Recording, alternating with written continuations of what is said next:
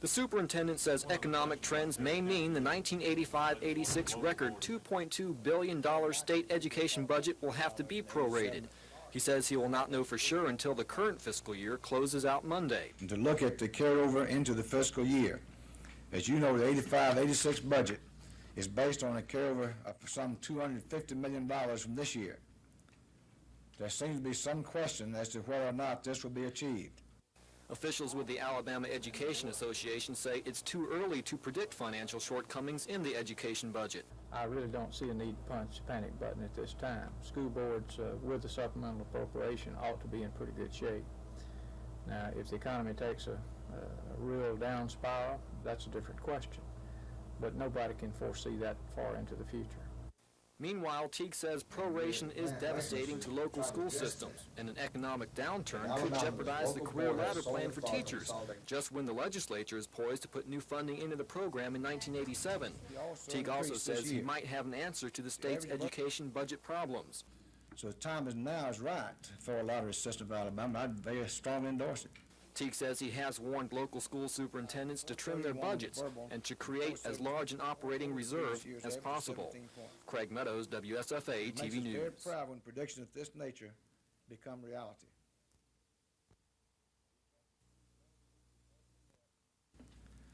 We felt the students' learning needs would better be met if this were undertaken. Not to mention the improvement in the financial picture that consolidation would bring to that county. Our recommendations were and continue to be administratively and instructionally sound. The board acted upon our recommendations and took the right action.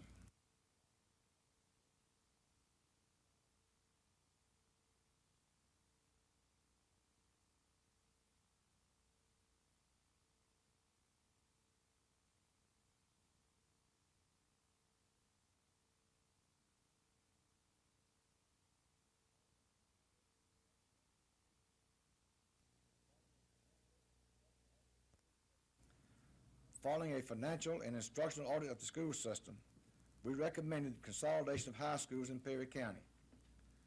We felt the students' learning needs would better be met if this were undertaken. Not to mention the improvement in the financial picture that consolidation would bring to that county. Our recommendations were and continue to be administratively and instructionally sound.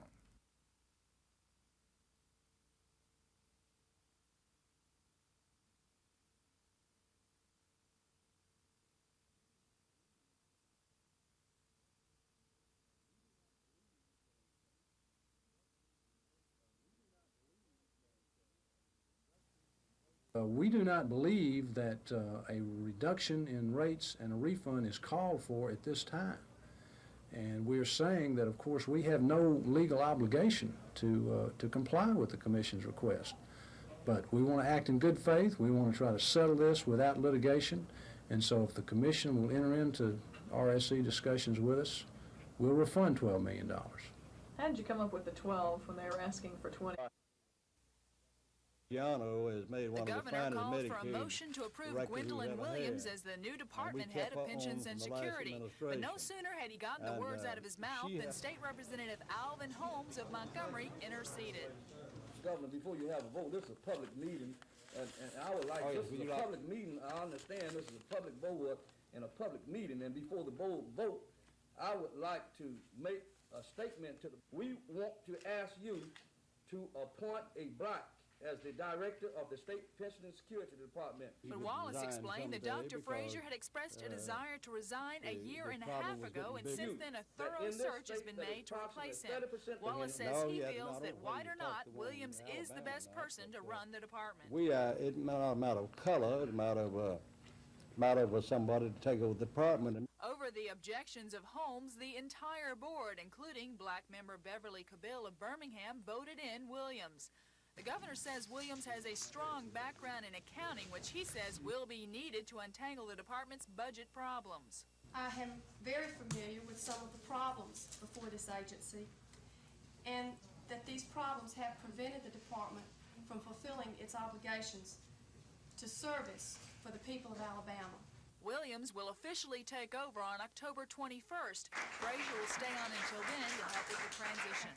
Lisa Walsh, WSFA TV News. Yes, sir, good to see you. you, sir. Yes, sir, good to see you. You know, Jim, This will increase some revenue for our state, too. yes, we certainly hope so. What they've been promising. Any of you want me to sign with a pen, you think it's important enough to sign a pen and give it to you? I'm not gonna give you this one. Sign for that right there.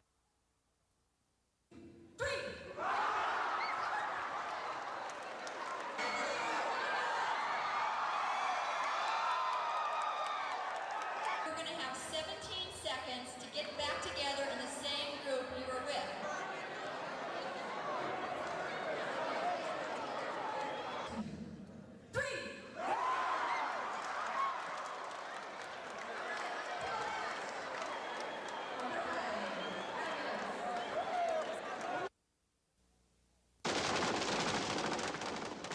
The mayor is searching far and wide for men and women to fill 50 spots in the police academy. So far, his media blitz is working. He has nearly 600 applicants. And a 20-year retirement plan. Requirements are tough because we're looking for people who have what it takes in the classroom. The mayor says recruiting on TV and radio is good business. It results in a wide range of applicants. Call 241-2676. We're looking for the best. We screen these applicants very tight. We pick the very best ones out of that. The academy's tough. 16 weeks of coursework packed with an abundance of discipline and regimentation. Usually only half the class graduates. He can expect to find high stress, high academic and practical type training. Is going to spend a lot of hours both in the academy and at home burning the midnight oil.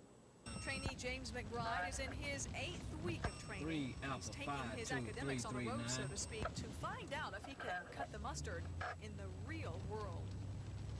Gina Gregory, WSFA TV News.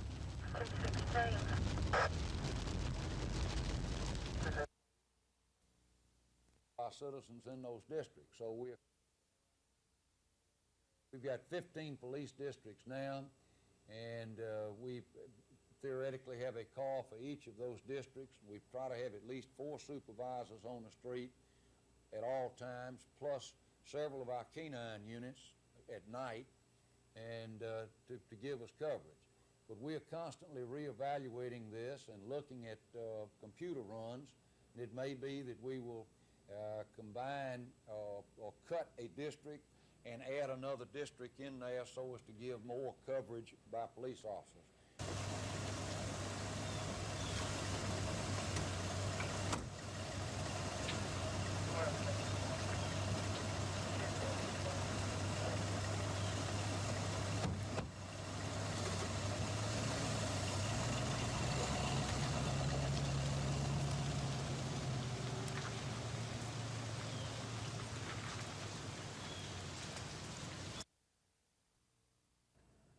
Got to be one of the top quarterbacks in the country. I haven't seen a better one. I don't know, they may be, but I haven't seen one. And that wasn't all he said. He talked about Robinson's remarkable presence on the field and his uncanny accuracy with the short pass as well as the long bomb. His statistics back him up. Tony Robinson, after one game, the 26-26 tie with 13th ranked UCLA, leads the nation in total offense, 417 yards. His team is the NCAA passing yardage leader with 387 yards a game. Robinson was named Southeastern Player of the Week by both wire services after completing 25 of 35 passes for 2 touchdowns and no interceptions. His favorite target is wide receiver Tim McGee, who caught 5 passes for 142 yards in that opener. Auburn cornerback Jimmy Warren will see a lot of Tim McGee this Saturday. I'm not really intimidated at all. You know, I look at it as a challenge, you know, and I'm going to play tough. I'm playing man-to-man. I'm going to play bump, and I'm going to play them aggressive, and that's it. You know, I'm going to take my chances, and, you know, taking chances, sometimes you get beat, you know, but, you know, I don't think that's going to be the end of it. You know, I'm going to still come out and try again and again and again.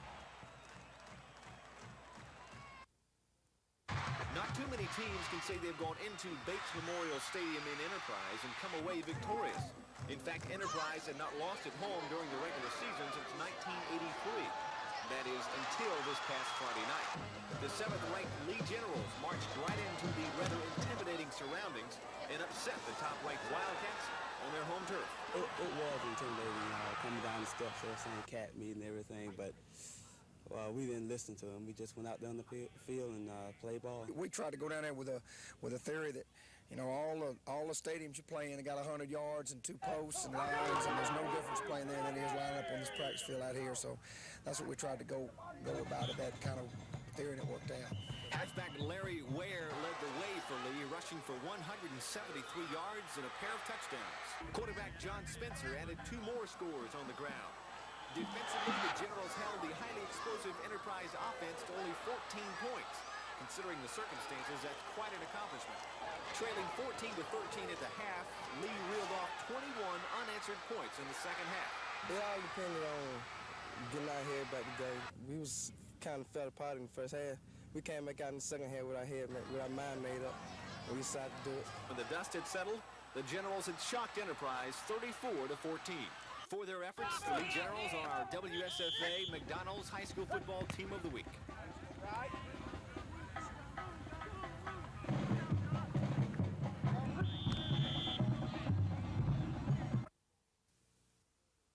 Not too many teams can say they've gone into Bates Memorial Stadium in Enterprise and come away victorious. In fact, Enterprise had not lost at home during the regular season since 1983. That is until this past Friday night. The 7th-ranked Lee Generals marched right into the rather intimidating surroundings and upset the top-ranked Wildcats on their home turf. It was intimidating, coming down the steps there saying cat meet and everything, but we didn't listen to them. We just went out there on the field and played ball. We tried to go down there with a theory that, you know, all the stadiums you play in, they got 100 yards and 2 posts and lines, and there's no difference playing there than it is lining up on this practice field out here. So that's what we tried to go about it, that kind of theory, and it worked out. Halfback Larry Ware led the way for Lee, rushing for 173 yards and a pair of touchdowns. Quarterback John Spencer added 2 more scores on the ground. Defensively, the Generals held the highly explosive Enterprise offense to only 14 points. Considering the circumstances, that's quite an accomplishment. Trailing 14-13 at the half, Lee reeled off 21 unanswered points in the second half. It all depended on getting out here back to go. We was kind of fell apart in the first half. We came back out in the second half with our mind made up, and we decided to do it. When the dust had settled, the Generals had shocked Enterprise 34-14. So the Lee Generals are our McDonald's High School Football Team of the Week for this week. Coach McCracken, congratulations to you, and good luck to you and your team the rest of the way. Thank you very much. We appreciate it. All right. Reporting from Lee High School, Mark Thornhill, WSFA TV Sports.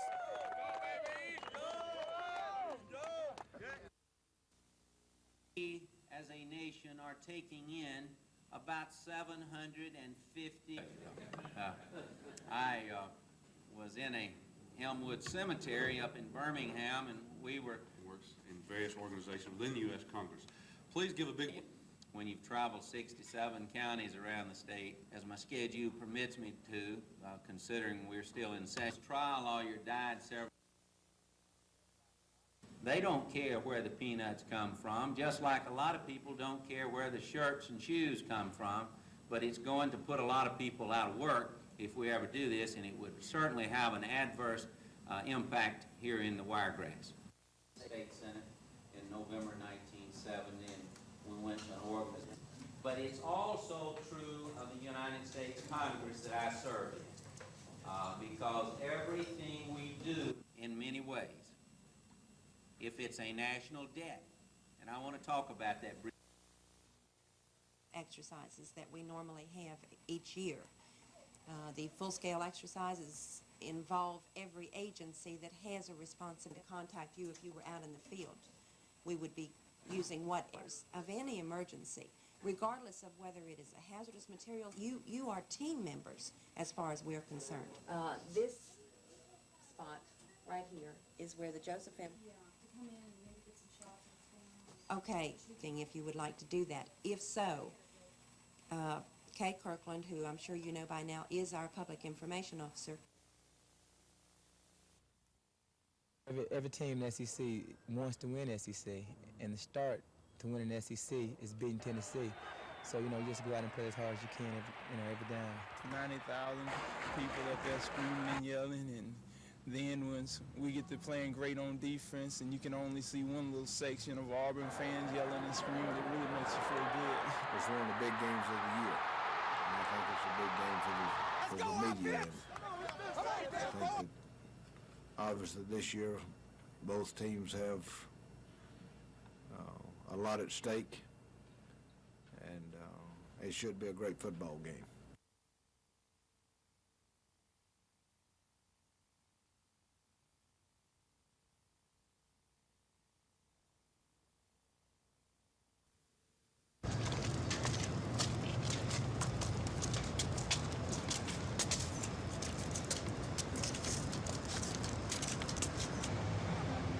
We didn't go to court in this matter using the fleeing felon law. That was brought in by the court. The officer that is in question testified over and over that he feared for his life in that dark night, and he fired because of it. And that happens about once, twice a week. And you never know when it's going to be, when it's going to happen to one of yours, and yet you can't let them be trigger happy. But if they wait too long, they're the ones that get. 11th Circuit Court of Appeals and present our side of it again. Montgomery Police Department's policy has never been to shoot a suspected felon, except one where we knew he had life-threatening capabilities, where he had been, we knew he had murdered somebody or raped somebody or had assaulted someone with a deadly weapon.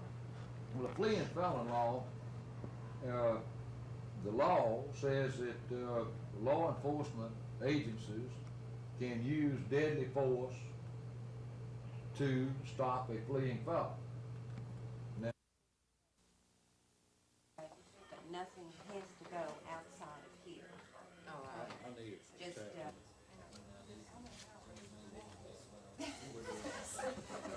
come in. It's the wind is blowing this way, so we're gonna have to move the people, all the people out there. It's going very well. We're pleased with what we've seen so far this morning. We do have some new people on board here that have been in training this morning, and everything is going very well with them and also with the other agencies that are participating. 62, we need the power plant. 39.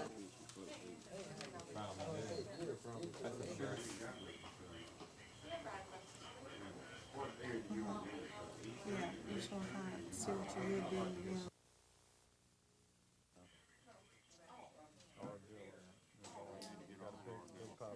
Nothing has to go outside of here. All right. I need it. Just that would be responsive. Might be released with the weather conditions, because we find things that we can do better with, we try to improve it. It's for the health and safety of our residents around the plant. It's also for us to learn how we can run the plant as well as we possibly can. With those two conditions in mind, the site area emergency is declared based on being prepared for further degradation in this loss of integrity in the steam generator tube, combined with the loss of power that we experience.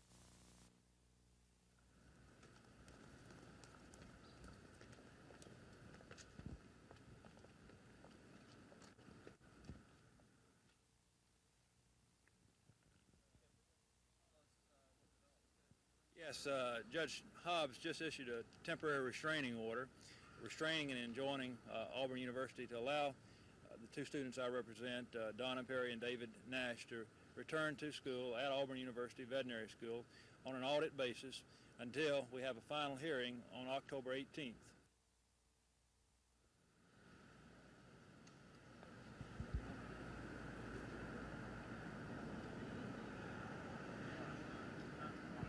I think for reasons related to their, I don't want to be on camera about this, but for various reasons I'd rather not. Okay, I understand. Thank you. Thank you very much. Nice meeting you. You too, bye.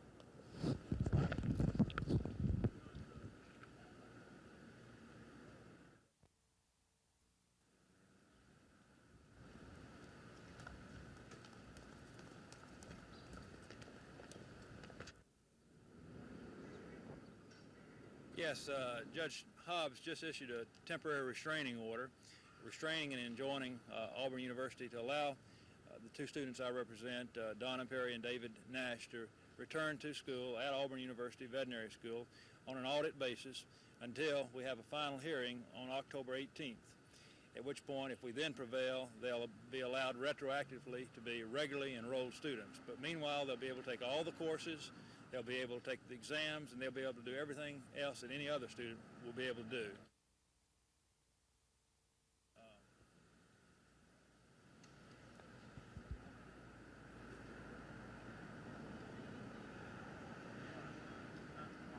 I think for reasons related to their, I don't want to be on camera about this. But about this killer dump you referred to. Well, basically what you have is a situation where Alabama's industry creates.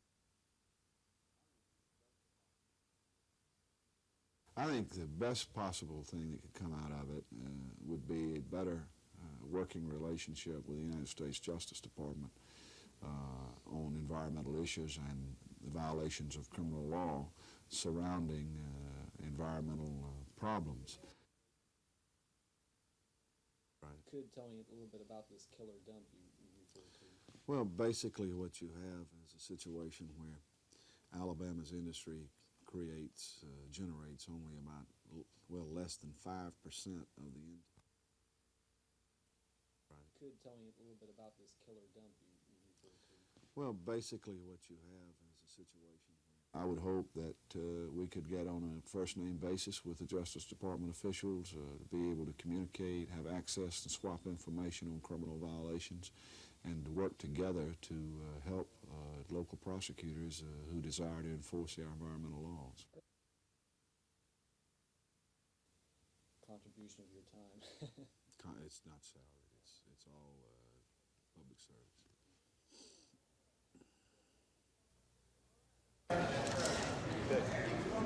All right.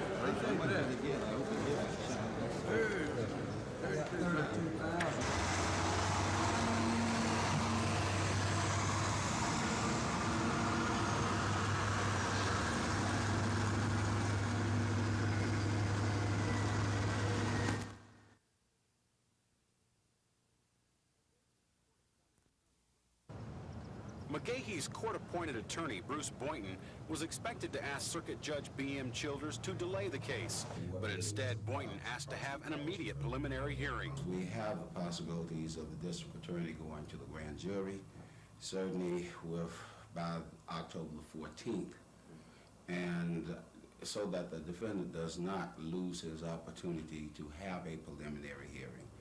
I then today asked the judge if he would set an immediate preliminary hearing. McGahee was originally charged with murder in the shooting death of his ex-wife, Connie McGahee. But evidence, according to Selma police, indicates Mrs. McGahee was sexually assaulted as well, which mandates a capital murder charge. Cassandra Lee of Demopolis, who was also shot, died Sunday, and McGahee was again charged with capital murder.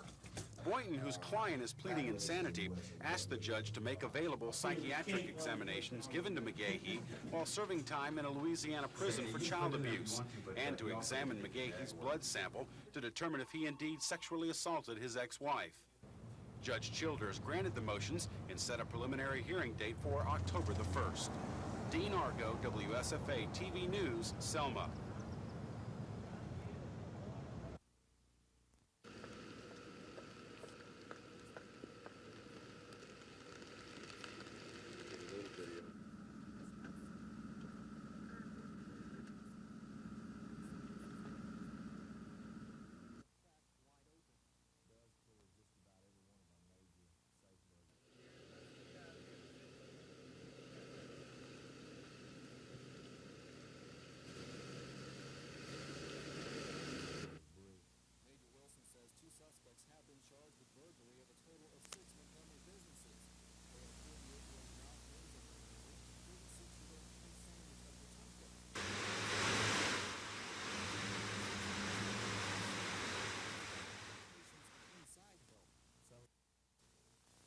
Award, and the department head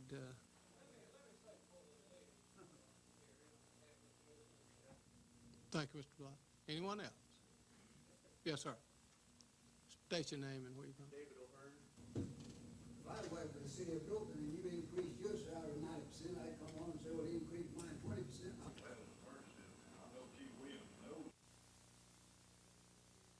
And I, as a taxpayer and soon-to-be citizen, regular citizen, want my mayor and my commissioners to be paid a wage that is in some way commensurate with the responsibilities and the time that they have to spend. And I can get the pats on the back.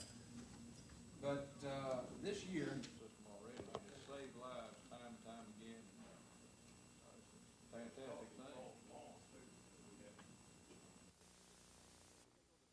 thing. This weekend's trip to Nashville to take on the Vanderbilt Commodores might involve a bit of revenge for the Alabama Crimson Tide. After all, a year ago, it was Vandy spoiling the Tide's homecoming in Tuscaloosa. But this year's contest is also a homecoming of sorts for Tide split end Clay Whitehurst. You see, Whitehurst is a native of the Music City, and this will be his first trip back in a Tide uniform. Yeah, this will be my first trip up to Nashville playing for Alabama, and I'm just looking forward to playing in front of the home people again like it was, kind of like in high school, I guess. Will you feel like maybe you're the other guy now? I really don't know. It was fun last year seeing some of the people before the game, come down to watch Vanderbilt play, but I think it's going to be a whole lot different coming in, coming up home, seeing all the things that I grew up around, some of the places that I used to go out at, and it's just going to be like playing in my backyard again, I think. 2 years ago, Clay had the opportunity to stay in Nashville and become a Vanderbilt Commodore. Instead, he chose Tuscaloosa. Surprisingly, it wasn't even a tough decision for him. Not really. I had been an Alabama fan all my life. I'd never really considered. I always wanted to play down here, and once I got an offer, it just, I knew I had to come. As for Saturday's contest, his goals are rather modest, but he does feel he has something to prove. I want to get in, and just show the people at home what I can do. Catch a few passes maybe, just have fun. I'd like to score a touchdown. I hadn't scored a touchdown in college yet, and I think it'd be fun to score one against the homeboys, I guess. In Tuscaloosa, Mark Thornhill, WSFA TV Sports.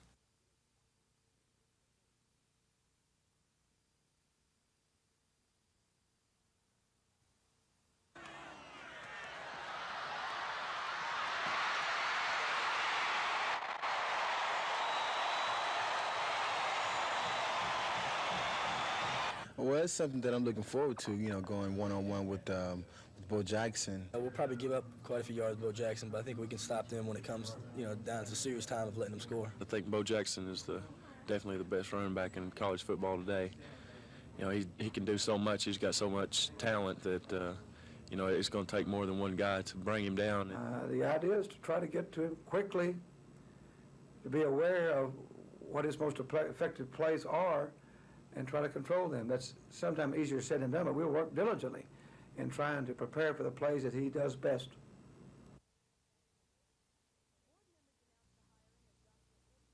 Board members announced the hiring of Dr. Eddie Thomas as the new superintendent, but they aren't even sure if he's taking the job. The board made the choice of Dr. Thomas. However, at this point in time, the board has not received a letter of acceptance from Dr. Thomas. The prospect of a new superintendent, however, does nothing to make these parents change their minds. They've kept their children out of school for about a month now, and they say their kids aren't going back. We are in the position to repeat, let our children repeat a grade. We're in the position to get the jail cells ready because that's where we're headed. The parents are asking the board to do one of three things: open East Perry School to all grades K through 12, reopen a now closed Subtle Elementary School for grades K through 8, or allow the children to attend Uniontown High School. The Board of Education, however, saying their hands are tied by the state board, refused the requests. So if Dr. Thomas does elect to tackle the troubled Perry County school system, he too will have several dissatisfied parents and a month-old boycott with no end in sight to deal with. Terry Stanton, WSFA TV News, Marion.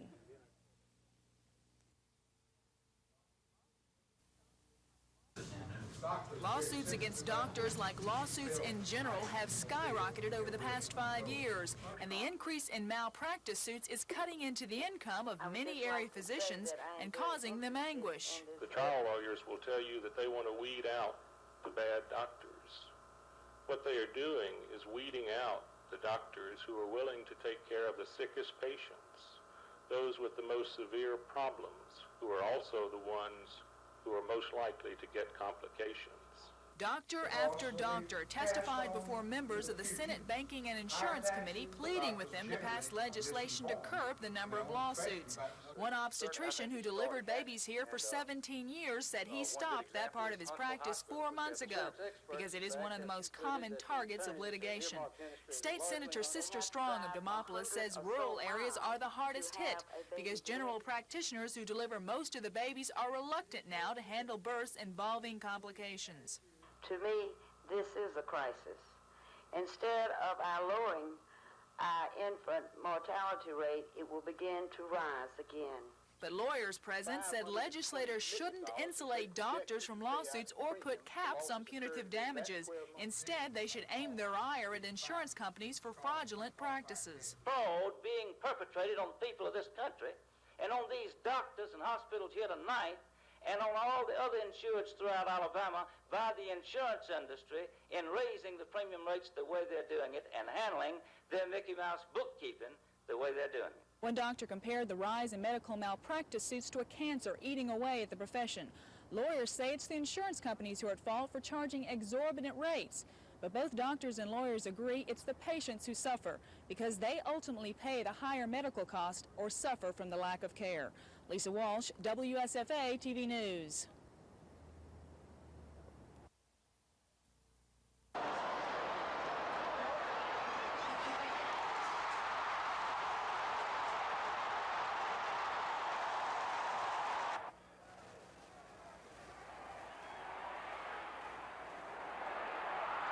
Tell us about the Auburn defense. Some people say you might be able to throw the ball on them because their secondary's not that tough. Well, they're very aggressive, and we know they like play physical ball. And we've seen in the past, the last couple games they played, the teams has picked on their secondary, and I think we can do the same. I think we can be more towards getting a big play and scoring more points. I think teams didn't capitalize once they had a big play. They failed to score the touchdowns, and we need to score the touchdowns to win. So it's a team effort as far as the secondary goes. I think that it all starts up front with the defensive front, because I feel as though if they give us a substantial rush on Robinson and put him on his back and make him scramble, I don't have to worry about a receiver. And that's going to make us make big plays, and that's going to make us run through receivers. So I think the key, if you want to look at a key to this victory, would be the defensive front.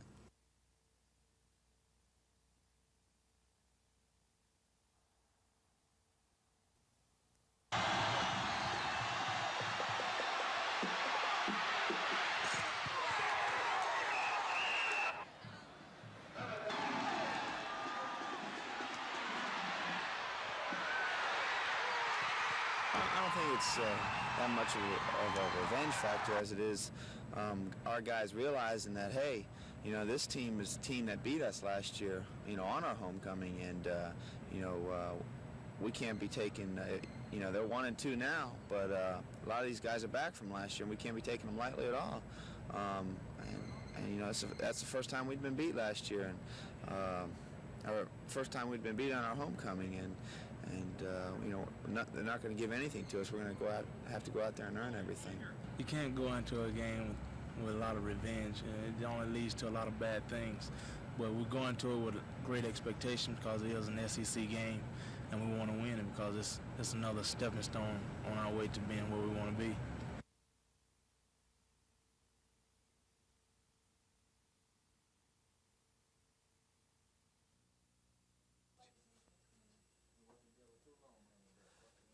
Come on, go ahead and let's get all this done at one time so you can find room.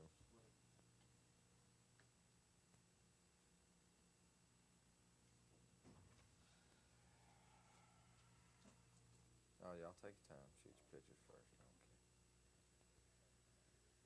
Okay. They recovered some 3 grams of cocaine, $5,000 in cash, a .44 Magnum, confiscated a motorhome, and approximately 20 pounds of marijuana.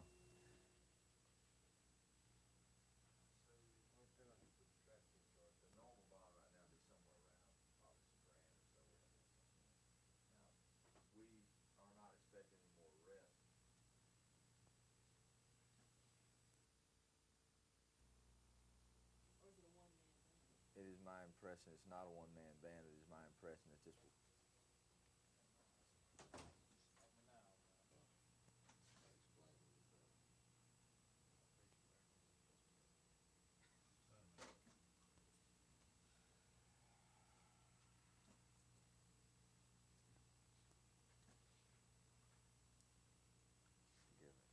Been changed about 400 times.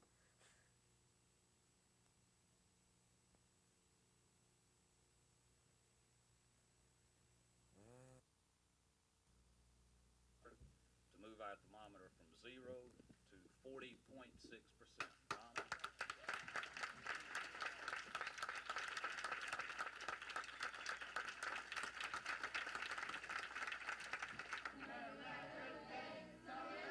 Frank's group is setting the pace again this year. Just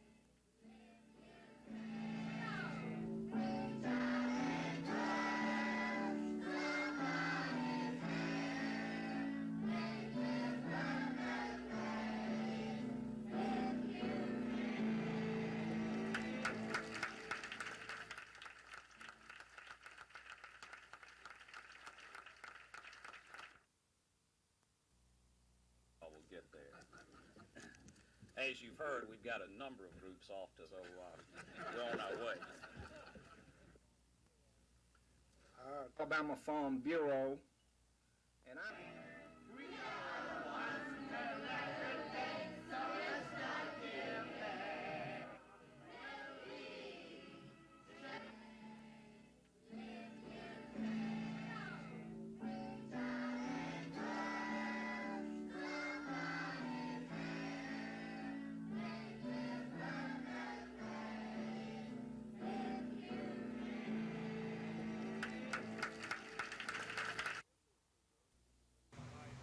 The Air Force Reserve is in the middle of one of the largest recruiting drives ever.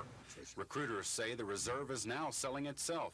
A new image and actual duty assignments have drawn more than 5,000 new reservists this year alone. The reserves are in a growth mode, and we're growing very rapidly, and we're not just flying or working on the weekends anymore. We're out here every day. Reserve Headquarters, Robins Air Force Base, is one of 11 reserve-operated facilities. There are now 74,000 reservists, 460 owned aircraft, and another 300 associate aircraft, all part of a rapidly growing military service. Here at Robins, reservists are educated, trained, and expected to perform just like active duty troops. I think it generates an enormous amount of interest to be able to feel that you're contributing to the welfare of the country, the defense of the country. Reservists are performing a wide range of duties, from repairing damaged aircraft, maintenance, air support, refueling, and like Maxwell's 908th Tactical Airlift Group, evacuating troops or casualties and providing air communications and support. Troy native Dick Gilchrist is a navigator on one of the 908's C-130s. Just the excitement of the job. We might be in the jungles of Honduras one day and Aviano, Italy the next. It's just that tremendous responsibility we have. We have to be ready just as the active force is. Dean Argo, WSFA TV News, Robins Air Force Base, Georgia. I seem to be optimistic in a way about the possibility of the Justice Department in Alabama coming to a decision. I'm not sure about the intervenos, you know, which are the various schools, you know. I'm not sure about what they would do, but we do hope to get an agreement with the Department of Justice.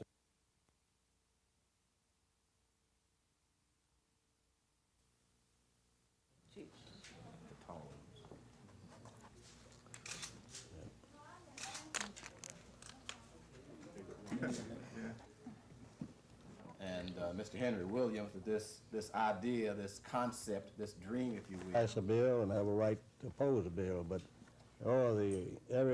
all but one signed this bill, and it's now. Shake your hands while we are doing this is one of the greatest honors that could be bestowed upon any human being. And to be here this afternoon after starting along with this. Keep their job. No proration alert warnings were issued for Alabama's junior colleges and technical schools. Rather, the board unanimously approved a new budget totaling $212.5 million. The budget, which represents a 23% increase, gives all full-time employees at post-secondary institutions a 5% raise. If proration is a major concern among some education leaders, the issue was calmly expressed today. I personally feel that if the economy of the state maintains like it is at the present time, we would not be threatened by proration. And board member Evelyn Pratt wanted to put all proration talk to rest, saying teachers are already worried and no official announcement has been made. We want to operate efficiently. We want to do all these things that are educationally sound. But I don't think we ought to be out yelling about that right now. Even if proration is declared, Chancellor Payne said schools are prepared to operate under a reserve plan. Also today, before the budget was adopted, AEA Executive Secretary Dr. Paul Hubbard successfully lobbied in behalf of post-secondary's support and administrative personnel who used to receive their pay raises at the end of October. Now they'll get their pay raise checks at the same time as teachers in September. Kim Davis, WSFA TV News at the State Board of Education. And in addition to that, United States Attorney John Bell announced the indictments. Jackson has been charged with theft of government funds and with income tax evasion. Mr. Jackson is the fifth person to have been indicted in connection with a 2-year-long investigation into fraud in the Capital City Boys Club child care food program. The indictments charged Jackson with stealing $8,000 from the Capital City Boys Club child care food program while he was site director at McIntyre Community Center during 1982 and 1983.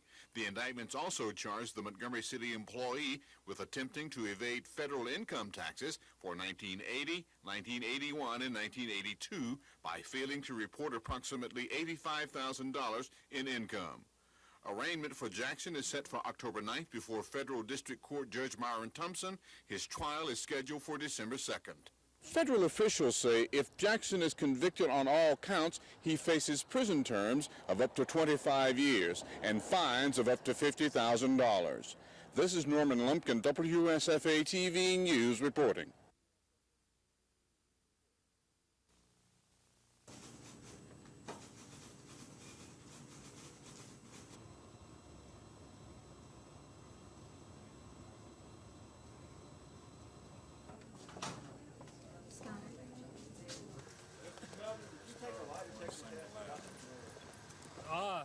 Yes.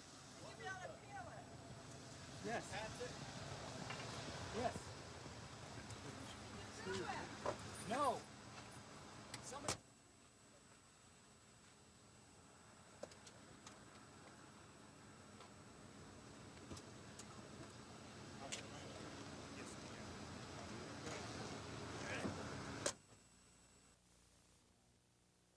Okay, on Sunday night, between the hours of 11:30 and 2:30 Monday morning, a rape occurred in Dale County near Newton, Alabama. 9 people will be charged with the rape. We have 2 juveniles and 7 adults charged. Currently, we have arrested all but 2.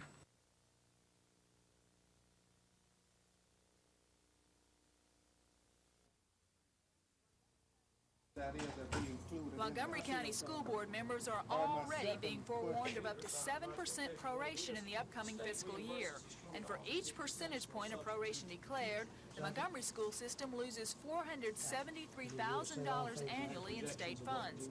Because about 80% of the $97 million budget approved today is in salaries, which legally can't be prorated, funding cuts will most likely have to come in materials, supplies, and construction costs. School board members say it's time for more money to come from local sources, and today voted to search for alternative sources of revenue. We know statistically that Montgomery County, as well as many schools in the South, have very low funding when it comes to local funding. We get a large percentage of our money from the state. We also low an ad valorem tax, so we need to check out all of those possibilities. Upon the urging of Montgomery County PTA members, board members also agreed to begin holding night meetings so that more of the public can attend. Every other month, beginning in January, the board will meet at 7:30 p.m. instead of at 2:30 in the afternoon which is when they currently meet. Lisa Walsh, WSFA TV News.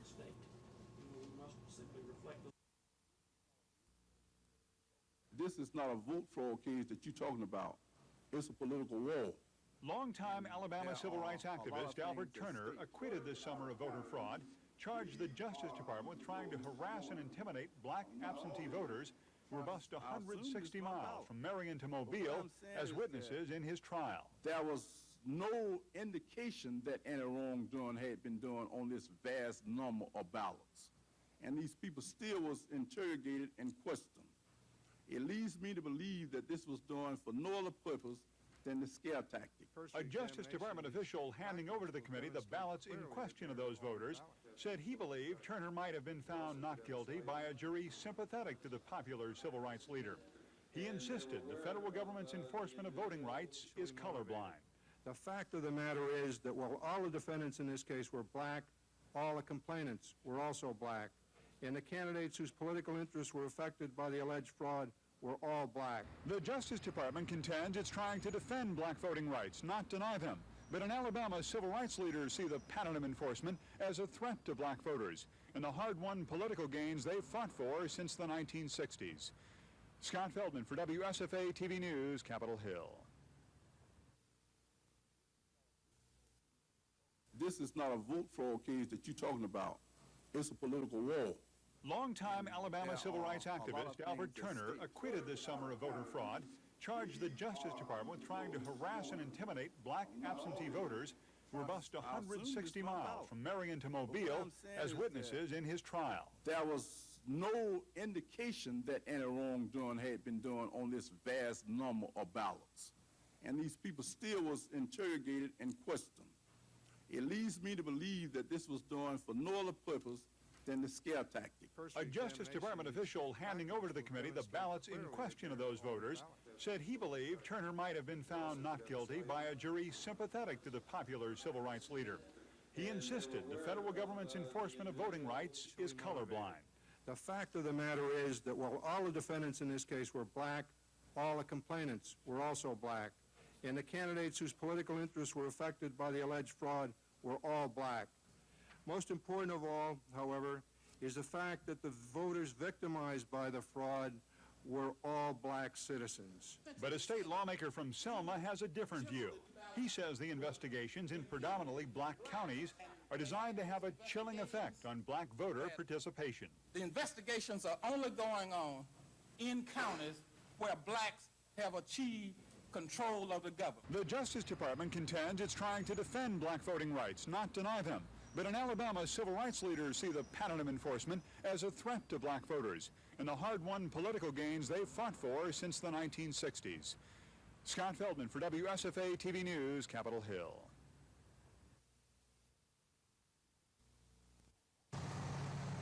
The entrance exit in question would be directly opposite Malone Drive. Residents who live nearby say if the City Planning Commission approves the Aronoff plan, traffic through their neighborhood would be greatly increased, and so would the danger. That it will create a serious traffic problem in our neighborhood and will funnel traffic going to and from their shopping center through our neighborhood, increasing the congestion on our streets and posing some danger to the children who live in the area. But Aaron Aronoff, the man behind the mall project, says the Malone entrance exit would eliminate the traffic congestion. He says anything other than his plan would be dangerous. We think that good planning, good traffic planning, dictates that we have that entrance at Malone Drive. We need to disperse that traffic as they come into the shopping center. Both parties will have to wait until tomorrow morning to find out which side the Planning Commission agrees with. Gina Gregory, WSFA TV News.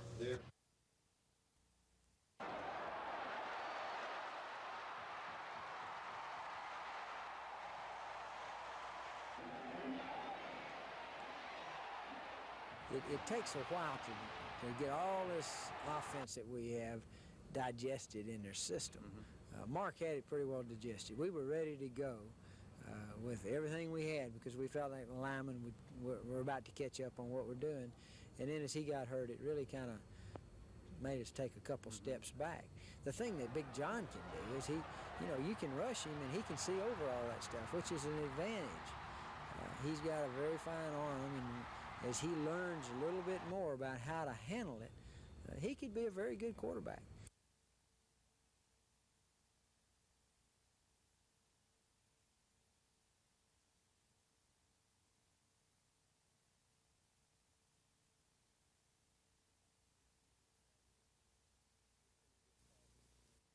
We can't get caught looking at their record thus far, you know. And they've got a good offensive football team, even though they've got a freshman quarterback filling in for their injured quarterback.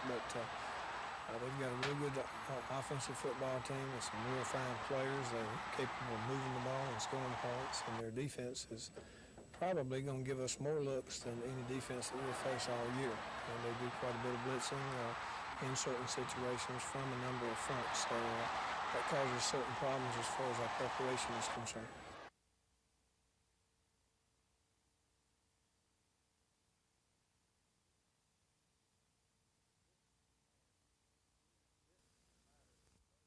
This matter needs a decision today, because if you're going to 11 months, it was $222, as I recall the numbers off the top. That money puts it in. You do it with the faculty. And I'm saying I'm willing to go with you next year and argue that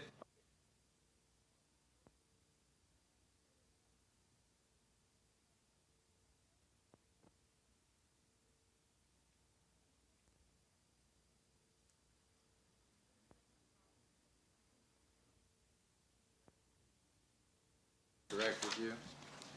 Look on page 8, paragraph 15. Is that stricken from this agreement? Mm-hmm. Well, there's nothing in James Hughes, standing for Cottonwood.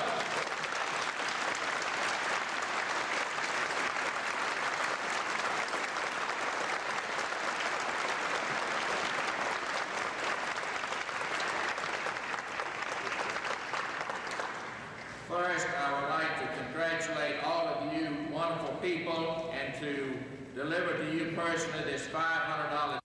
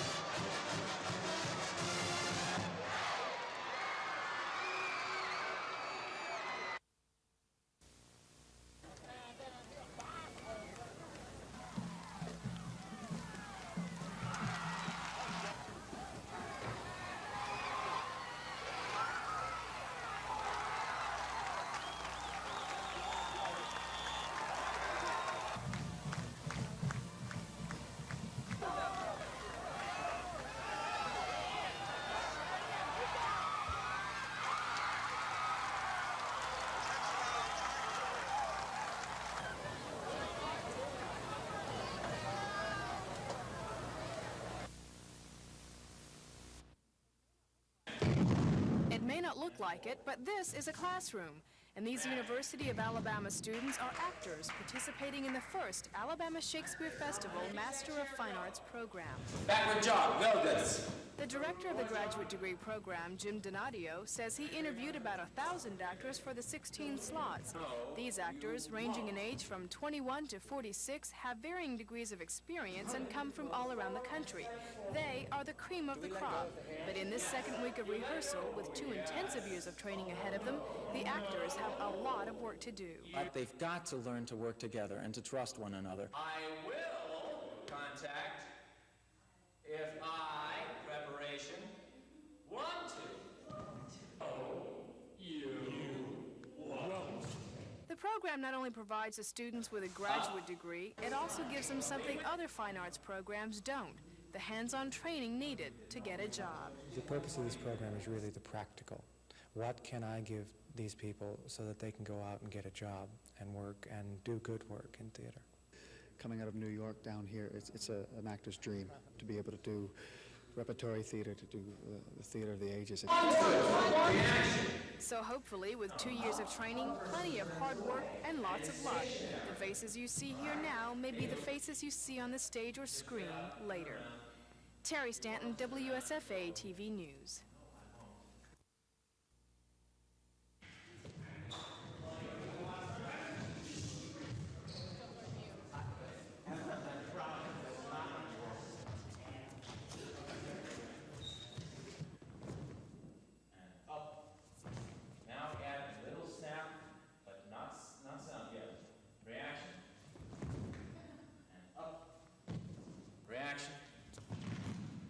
Not so much sound, please.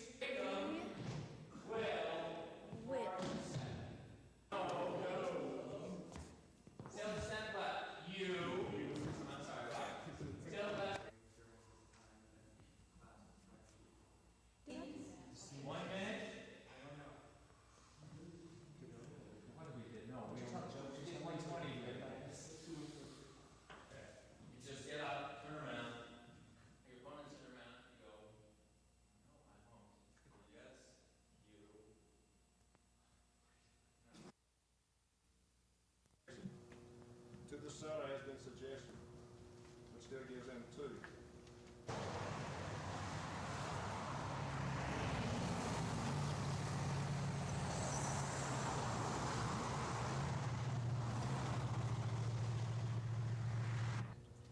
couple of points I would like to make in addition to that is that Malone Drive.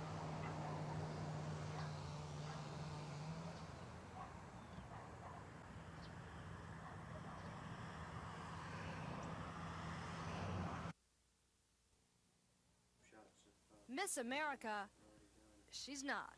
Not at 51, 34, 53. But Kayla Inouye is a 6-foot-tall chocolate beauty to Janie Moore, Kayla's designer mother. She had to have a large body because her head is large. So the body had to be in proportion to her head. She's well endowed for a doll her size. Kayla will keep Playtex in business a long time. But she sits unashamed of her authenticity. After all, Kayla's probably the world's largest Cabbage Patch look-alike. So proud of her. I'm very proud of her. And with good reason.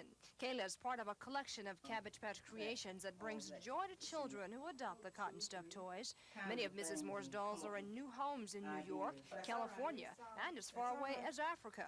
Each of their cotton chromosomes is different. There are blondes, brunettes, orientals, and twins. I do not have a favorite one.